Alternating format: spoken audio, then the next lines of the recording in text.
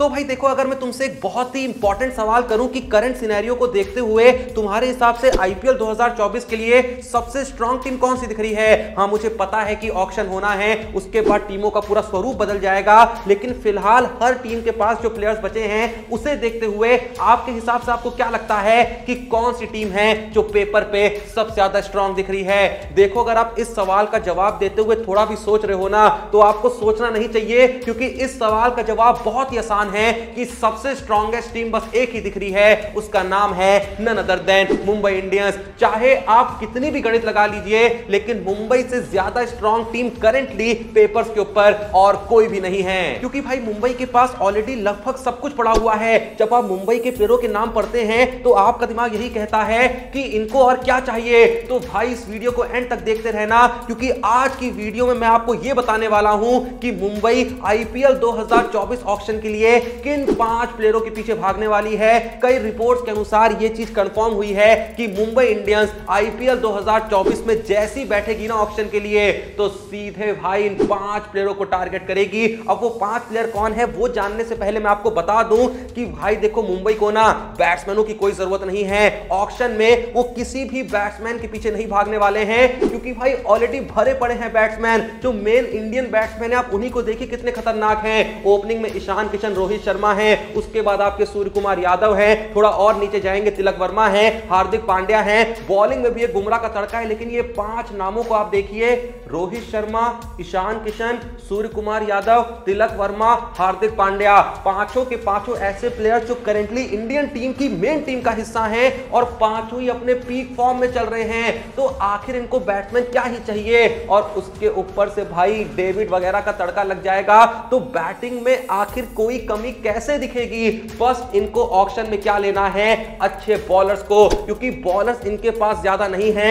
हाँ, ये सच है कि एक बॉलर जो इनके पास ऑलरेडी पड़ा है वो वर्ल्ड का बेस्ट बॉलर है जसप्रीत बुमराह, लेकिन फिर भी बॉलर्स चाहिए, क्योंकि दूर दूर तक और कोई अच्छा बॉलर इनके पास नहीं है। एक पीयूष चावला है जिन्होंने पिछले सीजन में कमाल की बॉलिंग करी थी। तो भाई देखो, ये तो बता दिया कि क्या इनके पास पड़ा है। अब तुमको मैं वो नाम बताता हूं सारे जिनके पीछे मुंबई इंडियंस आईपीएल 2024 के ऑक्शन में एकदम दौड़ के भागेगा, खड़क खड़क खड़क खड़क, और उन प्लेयर्स को लेके आएगा और कहेगा आओ साला छठी बार आईपीएल जीतते हैं। अब उन प्लेयरों का नाम जानने से पहले तुम ये जान लो कि भाई कुछ ही दिन में शुरू होने वाली है इंडिया वर्सेस साउथ अफ्रीका टी20 सीरीज। ऑलरेडी हमारी जो इंडियन टीम है वो टी20 सीरीज खेलने के लिए रवाना हो चुकी है।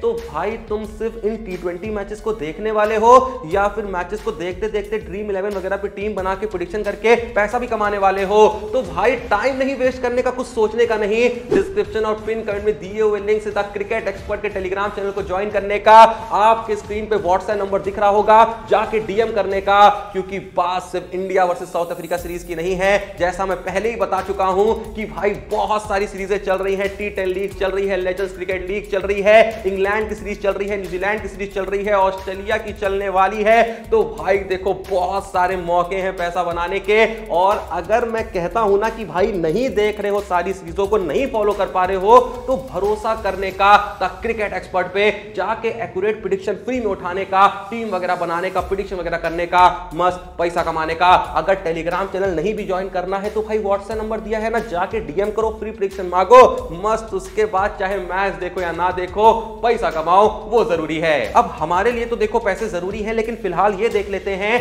कि मुंबई इंडियंस की टीम को और ज्यादा स्ट्रांग बनाने के लिए कौन से प्लेयर जरूरी हैं जिनके पीछे मुंबई इंडियंस ऑक्शन में भागने वाली है। सबसे पहला नाम यहां बताने से पहले मैं बता दूं कि मुंबई इंडियंस के पास इस समय जितना पैसा पड़ा है ना, जिससे वो प्लेयर्स को खरीद सकती है, वो ज्यादा नहीं है, और टीमों के मुकाबले बहुत ही कम है, क्योंकि भाई उनके पास ऑलरेडी इतने बड़े बड़े प्लेयर्स बचे हुए हैं। हार्दिक पांड्या को भी भैया रोकड़ा दिया है भर भर के, तो ज्यादा पैसा कहां बचेगा। मात्र 17.75 करोड़ रुपए यहां पे बचे हैं, उसी से प्लेयर्स खरीदने हैं। लेकिन जैसा मैंने कहा, चिंता की कोई बात नहीं है, बैट्समैनों के बारे में सोचना नहीं है। जो भी पैसा लगाना है भाई अच्छे पेसरों पे लगाना है, क्योंकि स्पिन डिपार्टमेंट भी बहुत हद तक पीयूष चावला ने चला रखा है, तो स्पिनर कोई बहुत बड़ा यहां पे नहीं लेना है। तो आइए देख ही लेते हैं कि पहला प्लेयर कौन होगा जिसके पीछे मुंबई इंडियंस एकदम दौड़ दौड़ के भागेगी। तो भाई वो प्लेयर है none other than Mitchell Starc, क्योंकि मुंबई ने छोड़ दिया है जोफ्रा आर्चर को, तो भाई बुमराह का साथ देने के लिए एक कोई महान बड़ा खतरनाक बॉलर चाहिए ना। अब अब बताइए स्टार्क से बड़ा नाम इस ऑक्शन में पेसर के तौर पे और कौन है? कोई भी नहीं है। और मुंबई का सिंपल सा रूल है कि ज्यादा प्लेयर्स के पीछे नहीं भागने का, चुन्नू मुन्नू को ज्यादा टीम में नहीं रखने का, कम प्लेयर्स उठाने का, लेकिन भैया टक्कर वाले एकदम खतरनाक प्लेयर्स उठाने का। तो स्टार्क को सीधे दांव लगाएंगे, भले ही 10, 12, 13 करोड़ क्यों ना देना पड़ जाए, क्योंकि मुंबई कहती है कि जैसा मैंने कहा हम उठाते ही उनको हैं जिनको हम प्लेइंग 11 में खिलाना चाहते हैं। बाकी तो सीट गर्म करेंगे और क्या करेंगे। बैट्समैन की जरूरत है नहीं, बॉलर की जरूरत है, वो भी अच्छे पेसर की। और स्टार्क भैया जब यहां पे मौजूद हैं तो उनको आके टीम में क्यों ना रखें। लेकिन बात देखो सिर्फ मिचेल स्टार्क पे खत्म नहीं होती है। दूसरा प्लेयर जिसके पीछे मुंबई इंडियंस पड़ेगी वो है नन अदर देन जेरार्ड कोर्टजी, जिन्होंने वर्ल्ड कप 2023 में साउथ अफ्रीका के लिए कमाल की परफॉर्मेंस दी थी। और देखो स्टार्क को लेने में फायदे तो बहुत हैं, लेकिन भाई रिस्क भी है, क्योंकि स्टार्क जो है वो बहुत ही इंजरी प्रोन प्लेयर हैं। पूरे 16 मैचेस, सॉरी अब तो 18 मैचेस होते हैं, तो 18 मैचेस के लिए स्टार्क अवेलेबल हो पाए ना हो पाए ये कहना बहुत ही मुश्किल है। और भाई मैं गारंटी दे रहा हूं स्टार्क लगातार 18 मैचेस खेल ही नहीं सकते हैं। अगर वो आईपीएल में रहेंगे भी ना तो भाई 12-14 मैचेस खेलेंगे, तो आपको अच्छा खासा बैकअप चाहिए। और सेम टाइम पे स्टार्क जो है भाई महंगे बिकेंगे। अगर मुंबई को लगा कि ज्यादा पैसे नहीं बचे हैं, सोच समझ के पैसा खर्च करना है, क्योंकि भले ही स्पिनर हमारे पास पीयूष चावला है, लेकिन थोड़े बहुत और भी स्पिनर्स तो चाहिए होंगे ना। पूरे तरीके से चावला के ऊपर हम टिक नहीं सकते हैं। हाँ पिछला सीजन चावला का अच्छा गया था, लेकिन क्या पता इस सीजन में कहीं पेलम पलाई हो गई, तो भाई पीछे कोई रहना चाहिए ना कहने के लिए कि हमको भी स्पिन करानी आती है। इसीलिए कम प्राइस में एक अच्छा पेसर अगर उठाना है तो जेराल्ड कोर्टजी उसका नाम है। और भाई देखो युवा प्लेयर है, तो अगर इसको टीम में रखेंगे ना तो सारे के सारे मैचेस खेलेगा, बिल्कुल जान फूंक देगा, जो शायद स्टार्क इस एज में उतना ना फूंक पाए। क्योंकि भाई एक सत्य तो ये है ही कि स्टार्क पहले के कंपैरिजन में उतने भी खतरनाक नहीं बचे हैं जैसे कि वो पहले हुआ करते थे। पर अब अगर कोर्टजी से आगे बढ़े तो तीसरा नाम यहां पे आता है मुजीबुर रहमान का, क्योंकि मैंने कहा ना भले ही Piyush Chawla as a spinner उनके पास हैं, लेकिन क्या पता उनका बुरा दौर कब आ जाए और मुजीबुर रहमान को आप पीयूष चावला के साथ खिला सकते हैं। भाई देखो जब मैंने आपको मुंबई के टॉप प्लेयर्स बताए तो ये भी कहा ना कि सारे के सारे इंडियंस हैं, तो मतलब बॉलर्स आराम से 3 यहां पे विदेशी खिला सकती है मुंबई इंडियंस। अगर डेविड मान लो ऊपर खेलेंगे तो आपको मैंने 5 नाम ऑलरेडी बता दिए, रोहित, ईशान, सूर्या, तिलक, हार्दिक, ये 5 खतरनाक बैट्समैन हो गए। छठे आपके डेविड हो गए। उसके बाद थोड़ा बहुत कोई आपको ऑलराउंडर मिल जाएगा जो मैं आपको आगे नाम बताऊंगा। तो ऐसे में सब इंडियंस आपके बैट्समैन है, तो आपके पास एक ऑप्शन बचता है कि आप विदेशी बॉलर ज्यादा खिला सकते हैं। ऐसे में अगर स्टार्क मान लिए खेल रहे हैं या फिर कोर्टजी भी उनके साथ खेल रहे हैं, बुमराह तो हैं ही, तो मुजीब को खिलाने में कोई दिक्कत नहीं है। पीयूष चावला एक स्पिनर हो गए, मुजीब अलग स्पिनर हो गए, दोनों अलग तरीके के बॉलर हैं। पीयूष चावला जहां पूरे तरीके से स्पिन डिपेंडेंट बॉलर हैं, तो मुजीबुर रहमान को स्पिन से कोई फर्क नहीं पड़ता, पिच से कोई फर्क नहीं पड़ता। भैया शुरुआती ओवर में यूज करने का, बैट्समैन को रोक के रखने का। और मुजीबुर रहमान के बारे में मैंने कल भी एक बात कही थी जब मैं बता रहा था कि आरसीबी भी मुजीबुर रहमान को टारगेट करेगी, तो मैंने कहा था कि मुजीबुर रहमान सिर्फ एक अच्छे बॉलर नहीं है बल्कि एक कमाल के बेहतरीन फील्डर भी हैं। चौथा नाम जिसके पीछे मुंबई इंडियंस यहां पे भाग सकती है वो है मोइसेस हेनरिक्स का। कुछ लोग कहेंगे कि मोइसेस हेनरिक्स क्यों, तो भाई देखो बंदे के पास है काबिलियत खड़े खड़े लंबे लंबे छक्के लगाने की और सेम टाइम पे बॉलिंग में ऑप्शंस देने की। मैंने कहा ना 6 नंबर तक तो नाम लगभग मुंबई के कंफर्म है, उसके बाद 7वें नंबर पे ऐसा कोई प्लेयर चाहिए जो दोनों काम थोड़े बहुत कर सकता है। और हेनरिक्स ऐसे प्लेयर है जिनको जरूरी नहीं है 6, 7 नंबर पे खिलाना। आप उस बंदे को चाहे फर्स्ट डाउन खिला लो, सेकंड डाउन खिला लो, थर्ड डाउन खिला लो। जो काम असल में मुंबई इंडियंस पिछले साल कैमरून ग्रीन के साथ कर रही थी ना, कि जैसी जरूरत हो, जहां पे जरूरत हो वहां पे उसको भेज रही थी। और सेम चीज बॉलिंग में भी, जब जरूरत हो, जहां पे जरूरत हो, ग्रीन के ओवरों को यूज कर रही थी।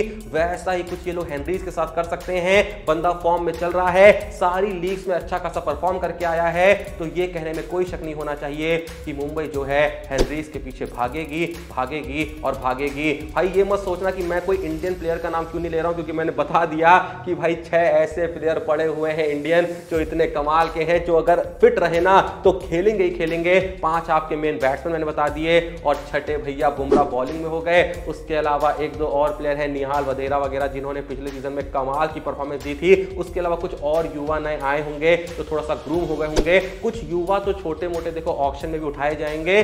तो कुल मिला के जो मेन टारगेट टारगेट यहाँ पे मुंबई का रहेगा ना वो विदेशी अच्छे बॉलर्स उठाने के ऊपर रहेगा। लेकिन ज्यादा मायूस मत हो भाई, पांचवा प्लेयर और आखिरी प्लेयर जिसके पीछे मुझे लगता है मुंबई 100% भागेगी वो कोई विदेशी नहीं, वो एक इंडियन है, क्योंकि उसका नाम है लॉर्ड शार्दुल ठाकुर। अब देखो, अगर तुम सोच रहे हो कि मुंबई आखिर शार्दुल ठाकुर के पीछे क्यों भागेगी, तो भाई देखो, होने को तो ऑलराउंडर हार्दिक पांड्या मुंबई के पास है, लेकिन हार्दिक पांड्या की एक बहुत ही खराब आदत है कि कभी भी सारे मैचेस नहीं खेलते हैं। जो केस मैंने स्टार का बताया ना, तो हार्दिक पांड्या भी एक बहुत ही इंजरी प्रोन प्लेयर हैं। जब वो गुजरात में भी खेलते थे, हर सीजन में 2-3 मैचेस तो छोड़ते ही थे, जबकि वो कैप्टन थे। अब जब वो एज अ प्लेयर खेल रहे होंगे, शायद क्या पता कैप्टन ना बना दे। उम्मीद करते हैं कि रोहित भैया ही कैप्टन रहे, क्योंकि देखने मजा आता है। ऐसा नहीं कि हार्दिक मुझे कोई खराब कैप्टन लगते हैं, रोहित भाई कैप्टन रहेंगे तो मैचेस देखने में फील आएगा।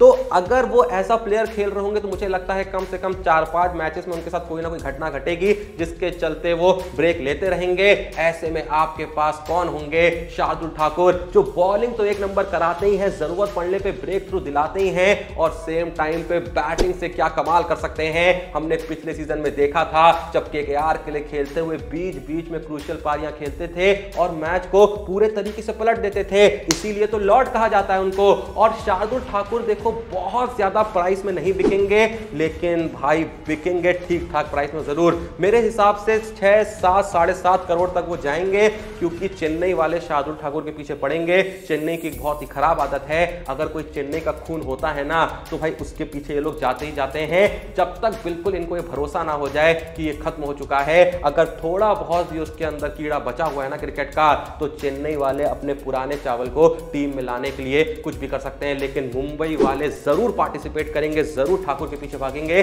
खैर, जो भी ये वीडियो देख रहा है, आप लोग के हिसाब से कोई और प्लेयर है क्या जिसके पीछे आपको लगता है मुंबई जाएगी? और क्या आपको भी लगता है कि फिलहाल मुंबई से ज्यादा स्ट्रॉन्ग टीम और किसी की नहीं दिख रही है? जो भी आपकी ऑनेस्ट राय है कमेंट बॉक्स में जरूर दीजिएगा। और जल्दी से जाके, जैसा मैंने कहा कि द क्रिकेट एक्सपर्ट के टेलीग्राम चैनल को भी ज्वाइन करिएगा, वीडियो को लाइक करिएगा, व्हाट्सएप नंबर स्क्रीन पे है, वहां पे भी जाके आप द क्रिकेट एक्सपर्ट से भैया मस्त प्रेडिक्शन उठा सकते हैं, टीम वगैरह बना सकते हैं, प्रेडिक्शन वगैरह करके पैसा कमा सकते हैं। बाकी चैनल को भी सब्सक्राइब कर सकते हैं, कोई पैसा नहीं लगता है यार, फ्री में सब्सक्राइब करने का। जैसे द क्रिकेट एक्सपर्ट से फ्री में प्रेडिक्शन उठाते हो ना, वैसे ही फ्री में सब्सक्राइब करो, ऐसे ही जबरदस्त वीडियोस का मजा लो। बाकी मिलते हैं नेक्स्ट वीडियो में, तब तक के लिए जय हिंद, धन्यवाद।